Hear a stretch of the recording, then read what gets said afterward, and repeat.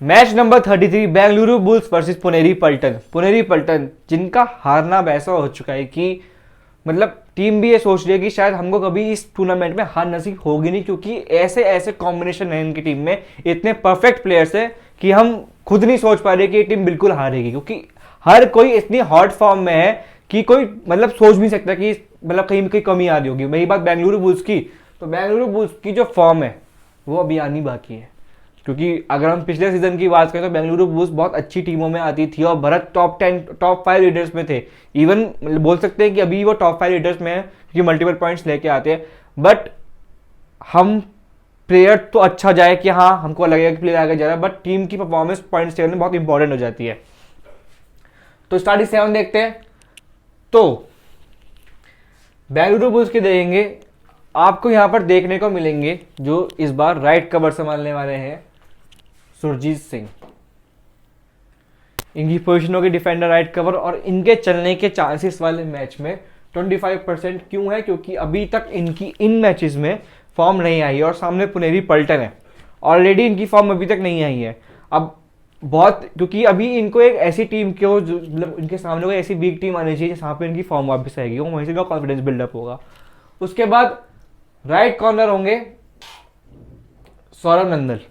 सौरभ नंदल आपको right corner की position में देखने को मिलेंगे। 60% इनके चलने के चांसेस हैं, क्योंकि पिछले मैचेस में इनके बहुत अच्छी परफॉर्मेंस गई है। मतलब पिछले मैच में हाई फाइव भी लगाया, और अगर आपने इनके पिछला सीजन देखा होगा तो आपको पता होगा किस लेवल के प्लेयर है। उसके बाद आपको यहाँ पर मेन लीडर देखने को मिलेंगे इस बार विकास कंडोला, क्योंकि गलतियां कम कर रहे हैं एज कम्पेयर टू भरत। यहाँ पर गलतियां आपको कम देखने को मिलेंगी विकास कंडोला की। और पिछले मैचेस की बात करें तो अब तक जितने भी मैच हुए हैं उन्होंने बहुत अच्छा परफॉर्म किया है। 75% चांस इनका ये है कि इस बार मैच में ये परफॉर्म करने वाले अपनी टीम के लिए। रेटिंग साइड से इनकी साइड से अच्छे पॉइंट आने वाले हैं। उसके बाद भरत की बात करें, भरत की बात यह चली हुई आ रही है क्योंकि मल्टीपल पॉइंट्स लेके आ रहे हैं अपनी टीम के लिए। अगर इनका सेकंड हाफ, क्योंकि इनका जो स्ट्राइक रेट है ऑलमोस्ट मतलब जो इनका अच्छा माना जाता है कि हाँ जब ये चलते हैं, वो है इनका 85% सेकेंड हाफ में।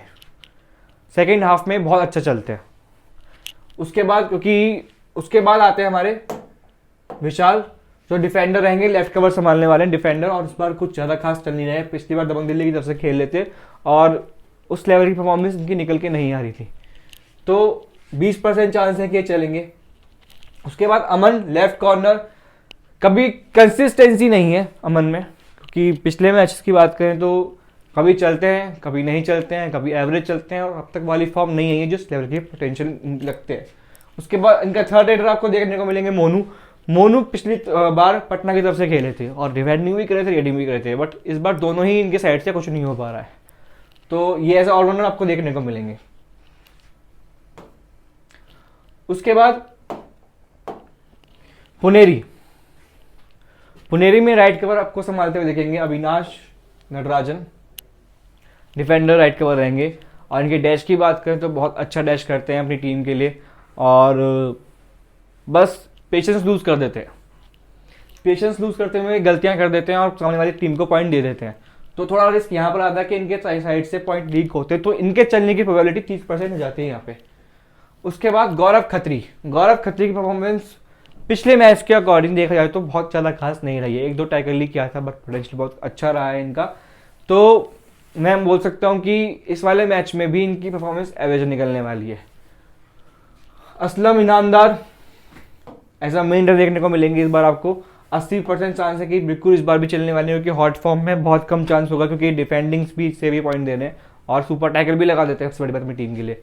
उसके बाद मोहित की बात करें, मोहित गोयत की, डिफेंडिंग भी कर रहे हैं, रेडिंग भी कर रहे हैं, और जो इनका फुटवर्क है उसमें कहीं से कहीं तक भी कमी नजर नहीं आ रही है, तो कोच भी चाहेगा कि स्टार्टिंग सेट में देखने को मिले और कंटिन्यू परफॉर्म कर रहे हैं अपनी टीम के लिए। बट आपने अगर पिछले जो इनका फुटवर्क चल रहा है काफी स्पीड के साथ कर रहे हैं, तो बहुत चांसेस हैं कि बेंगलुरु को तंग करने वाले हैं बहुत बुरी तरह से। उसके बाद संकेत सावंत की बात करें तो पिछले मैच में उन्होंने तो आतंक उतार गया था, बिल्कुल बहुत अच्छा चले थे, कोई आमने सामने नहीं था, इतना तगड़े डिफेंडिंग संभाली थी उन्होंने अपनी। शादलू तो है हमारे, अगर चल गए तो फिर इन लोगों की जरूरत नहीं पड़ेगी, तो शादलू भी आपको टीम में देखने को मिलेंगे। उसके बाद हेड टू हेड की बात करें तो हेड टू हेड में 16 मैचेस हुए अब तक इनके, ठीक है। बेंगलुरु बुल्स अब तक जीती है 7 मैच और 9 जीती है पुनेरी पल्टन। पुनेरी पल्टन का पलड़ा अभी भी भारी है और अभी भी वो टीम बहुत हैवी है, क्योंकि उसमें बहुत ही अच्छे प्लेयर्स हैं। और जो इनकी टीम में अच्छे प्लेयर्स हैं, मैं ये नहीं बोलूँगा कि बेंगलुरु बुल्स पर अच्छे प्लेयर्स नहीं, सुरजीत है, सौरभ नंदल है, भरत है, विकास कंडोला एक्सपीरियंस प्लेयर हैं, बड़े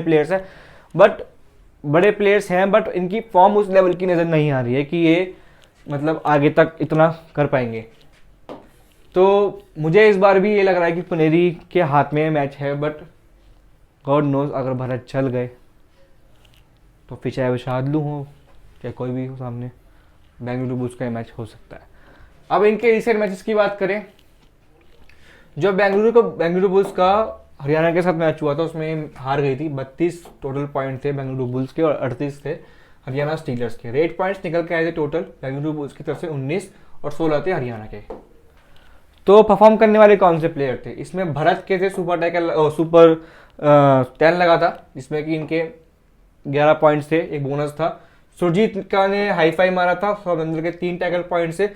सुशील अभिषेक सिंह ने कुछ खास नहीं करा इस तक इस सीजन में।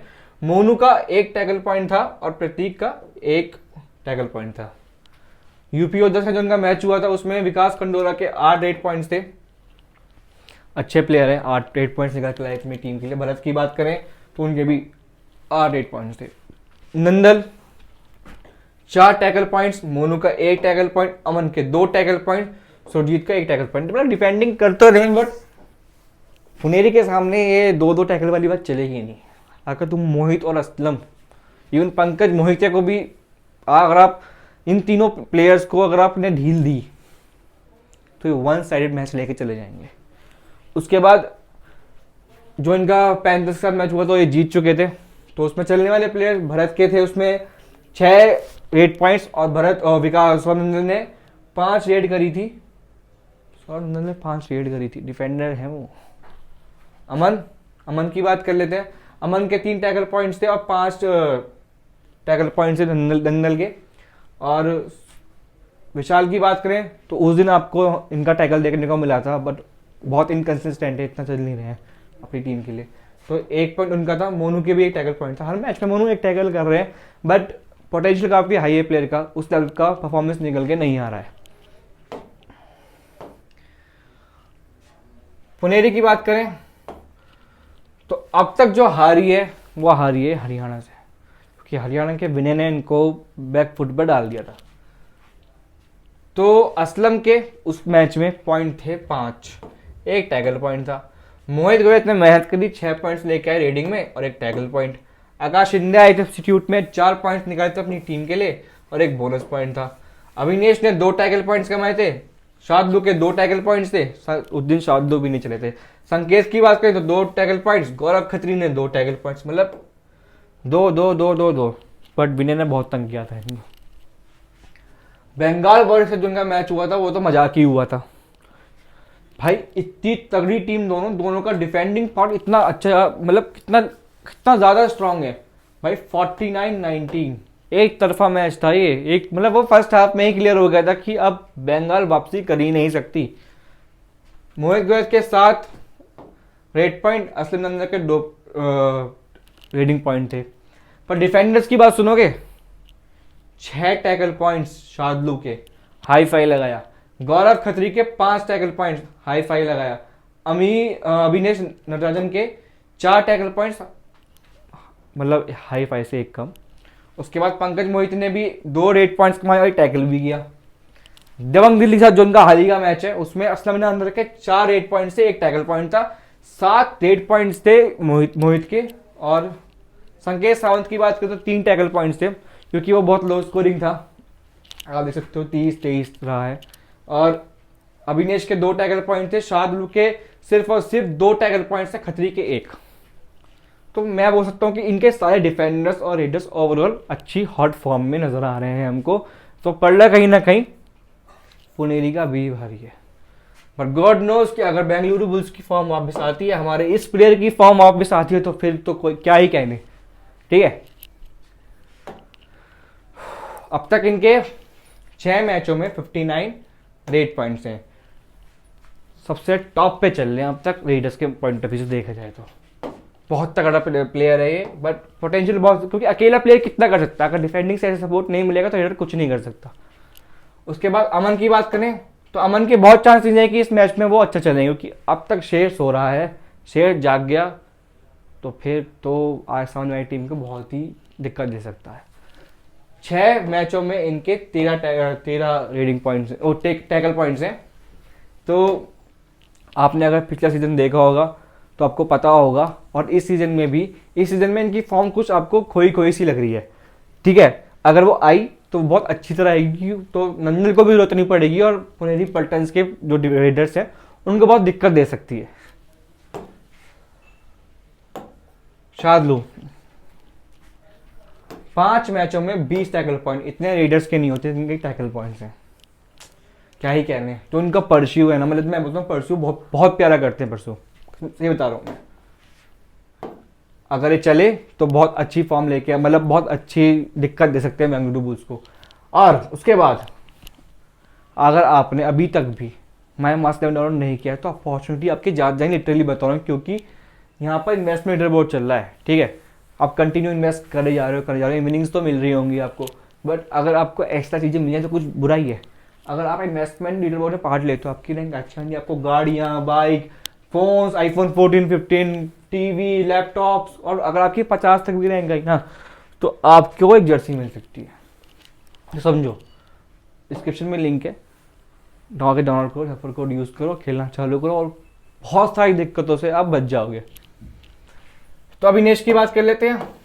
अविनेश की फॉर्म अच्छी है, अग्रेसिव प्लेयर है, बट थोड़ी गलती ज़्यादा कर रहे हैं, बट ओवरऑल देखा जाए तो अपनी जो सामने वाली टीम है विकास कंडोला कोई दिक्कत दे सकता है अगर वो आते हैं तो आपको एक ग्रैंड लीग के प्लेयर, मतलब ग्रैंड लीग जो ड्रीम टीम होगी उसमें आपको देखने को पक्का मिलने वाला है। 5 मैचों में 14 टैकल पॉइंट्स हैं। असलम इनामदार, क्या ही कहने, सुपर टैकल लगा रहे हैं, डिफेंडिंग अच्छी संभाल रहे हैं, रेडिंग अच्छी कर रहे हैं, कोई कमी ही नहीं है प्लेयर में। तो ये अगर ग्रैंड लीग में नहीं होंगे तो फिर कौन हो। 5 मैचों में 40 पॉइंट है और 60 टैकल पॉइंट्स है। सोचो 60 टैकल पॉइंट्स एक रेडर के। तो कैप्टन चॉइसेस इस मैच में कौन कौन से निकलने वाली है, तो आपको यहाँ पर पहले जो पिक नजर आएंगे, क्योंकि तीनों ही प्लेयर आपको ग्रैंड लीग में दिखने वाले हैं, और इन तीनों में से ही कोई ग्रैंड लीग का कैप्टन बनेगा, लिख लो अभी, ठीक है। असलम इनामदार, मोहम्मद शादलू और मोहित कुवैत। तो आप इनको स्मॉल लीग की टीम में आपको बताऊंगा किसमें रखना है, कौन सा कैप्टन, बट अगर आपको अलग अलग टीम बनानी है ग्रैंड लीग की तो आप इन प्लेयर्स को टीम में सीवीसी ट्राई करना, ठीक है। उसके बाद वाइस कैप्टन में आप ट्राई कर सकते हो इस बार बेंगलुरु बुल्स के भरत को, सौरभ नंदल को, और अमन को मैंने आपको बताया कि इस मैच में बहुत चांसेस है कि बहुत तगड़ा परफॉर्म करने वाले हैं अमन, ये लिख लो अभी। स्मॉल लीग की टीम क्या रहेगी, माई मास्टर पे खेल लो, गाड़ी मिल जाएगी फ्री। तो डिफेंडर्स में आपको यहाँ पे अविनेश, सौरभ नंदल और संकेत सावंत को लूंगा इस बार मैं गौरव खत्री की जगह पे। अच्छा परफॉर्म कर गए हैं पिछले मैच में, बहुत चांसेस हैं इस वाले मैच में फॉर्म निकल के आएगी। शादलू और उसके बाद असलम इनामदार ऑलराउंडर्स में देखने को मिलेंगे। भरत आपको रेडिंग में, और मोहित कुवैत, ये रहने वाले मेरे, जो मैं आपको बता रहा था कि ये मेरी टीम होगी। बाकी स्मॉल लीग की टीम होगी मेरी ये। सीवीसी की बात कर ले